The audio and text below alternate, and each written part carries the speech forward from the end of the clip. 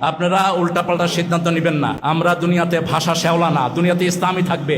আন্নাল আরদা ইয়ারসুহা ইবাদিয়াস সালিহুন, এই জমিন উত্তরাধিকার সূত্রে আমাদের প্রাপ্য। তোরা যারা চোর টাকা, তোরা এখানে ভাড়াটিয়া, তোরা লুটেরা, তোদের কোনো বৈধ রাইট নাই এই জমিনে থাকার জন্য। সেই জন্য আমরা অত্যন্ত বিনয়ের সাথে জানাচ্ছি, ইসলাম নিয়ে খেলাধুলা করবেন না। ইসলাম কারো বাপদাদার জিনিস না, এটা আল্লাহ রাব্বুল আলামিন নিজে এটাকে কন্ট্রোল করেন। ইন্না দীনা ইনদাল্লাহিল ইসলাম।